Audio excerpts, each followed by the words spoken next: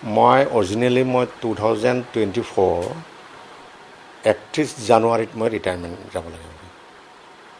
Retirement হৈছিলোঁ, তাৰপিছত 2 বছৰ দিলে গভৰ্ণমেণ্টে দিলে।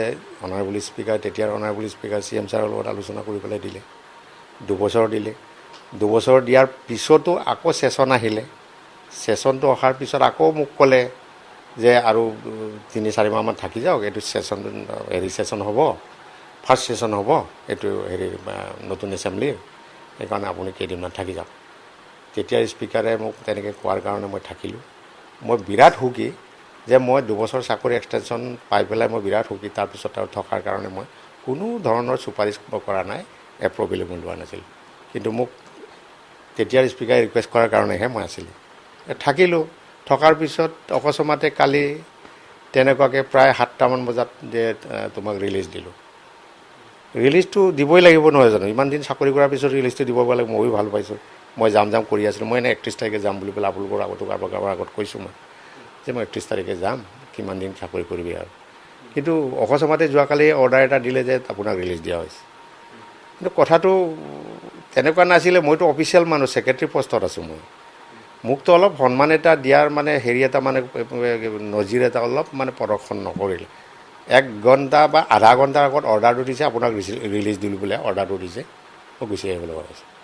সোধ নাই পোছ নাই, মোকতো কোনো সোধাও নাই, পৰামৰ্শও দিয়া নাই। মই তাত মোক ৰিলিজ দিয়াৰ কাৰণে মই বেয়া পোৱাৰ কোনো প্ৰশ্ন নাই, যিহেতুকে মই 2 বছৰ থাকিলোঁ। 2 বছৰ 3 মাহ 27 দিন থাকিলোঁ, তাত বেয়া পোৱাৰ কোনো হেৰি নাই। মাত্ৰ কথাটোতো এইটোৱেই, এই 1 ঘণ্টাও সময় নিদিয়ে। এতিয়া মোৰ ওচৰততো বিং এ ছেক্ৰেটাৰী হিচাপে মোৰ লগত বহুত ফাইল আছে, ৰেকৰ্ড আছে, এইবোৰ কাক দি যাম মই? মোকতো সময়টো দিব লাগিছিলে।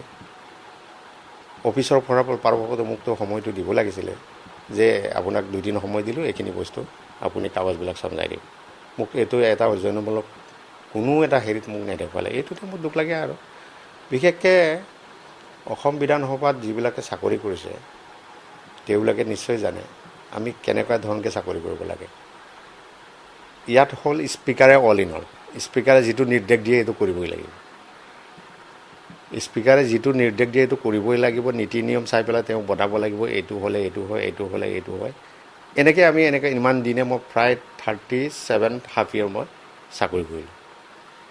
তাৰপিছততো একো দিগদাৰ নাছিলে। অকস্মাতে এনেকৈ দিয়াৰ কাৰণে যেন মই জীৱ জন্তুৱে, যেন মই পশু পক্ষীয়ে ক'ৰবাৰ পৰা আহি পেলাই ইয়াত পৰিছে, যা বুলি খেদিছে, তেনেকুৱা নিজৰ প্ৰদৰ্শনটো খুব অন্তৰত অলপ বেয়া পালোঁ। আৰু কোনে কৰিছে, কি কৰিছে মই নাজানো, কিন্তু অলপ মনত অশান্তি পালোঁ। কাৰণ মোৰো ফেমিলি আছে, মোৰো ল'ৰা ছোৱালী আছে। কিন্তু যিবিলাক নিউজত চেনেলত বাজি আছে যেন মই ডাঙৰ ক্ৰিমিনেল কৰিলোঁ, মই কাৰোবাক মাৰিলোঁ, মই কৰোৰ কোটি খালোঁ, ঠিক তেনেকুৱা আছে। কিন্তু যিবিলাক মানুহক সন্দেহ কৰিছে যে কৰোৰ কোটি খালে, এইবিলাক মানুহৰ নাম কিয় কোৱা নাই?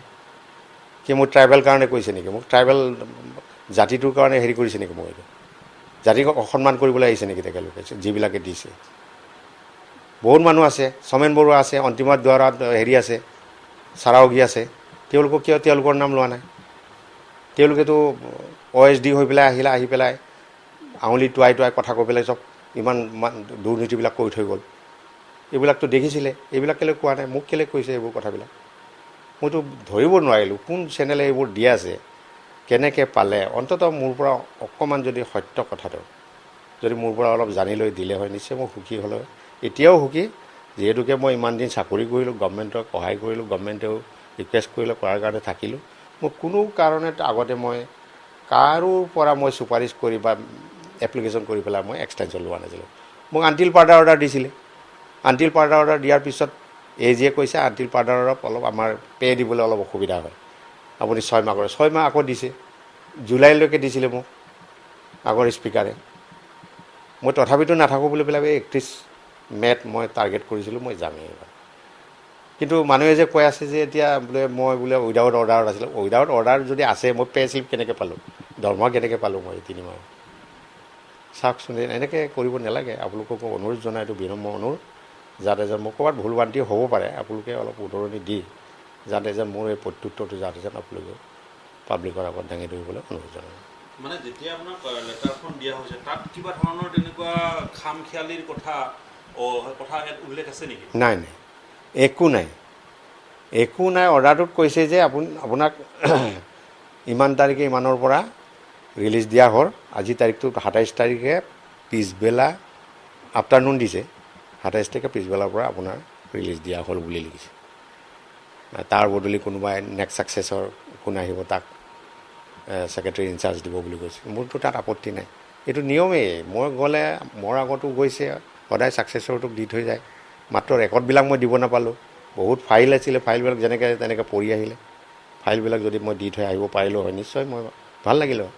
কিন্তু ফাইলকেইটাতো দিবলৈ মানুহ নাই, কাক দিম মই এতিয়া? মই কাক দি পেলাই ফাইলবিলাক আহিব এতিয়া? এইটোতো অফিচৰ ফাইল, অফিচৰ এইটো সম্পত্তি। এইবোৰ এটা ফাইল হেৰালে কিমান তাতে অসুবিধা হয়।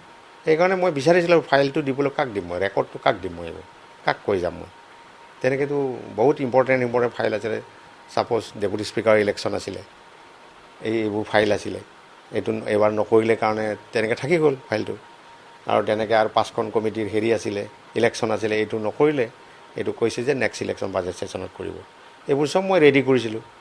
সদায় আমাৰ ফাৰ্ষ্ট ছেশ্যনত সদায় এইবোৰ 5খন committee, election of deputy speaker, এইবোৰ সদায় হয়। এইকাৰণে মই ৰেডি কৰিছিলোঁ। আৰু এইটো ফাইলকেইটা এতিয়া কাক দি যাওঁ মই? প্ৰব্লেমটো তাতে লাগি গ'ল মোৰ। এইটোতে মোৰ বেয়া লাগিলে। এতিয়া ইফালে চাইছোঁ মানুহ দুনো নাই। আৰু ফাইলবিলাকতো দিব লাগিলে, কাকবাই দিব লাগিলে। আৰু যোনে চাৰ্জ লৈছে তেওঁকতো মই চাৰ্জ দিব লাগিব। কাক দিম মই চাৰ্জটো? এইটোত মই অলপ মানে বেয়া লাগিলে একো কথা নাই। যিহেতুকে মই ৰিলিজ লৈছোঁ আৰু অত্যন্ত সুখী, কাকো বেয়া পাবলগীয়া কথা নাই। গভৰ্ণমেণ্টে যেতিয়া মোক দিছে মইতো সদায় সুখী হৈ থাকিম।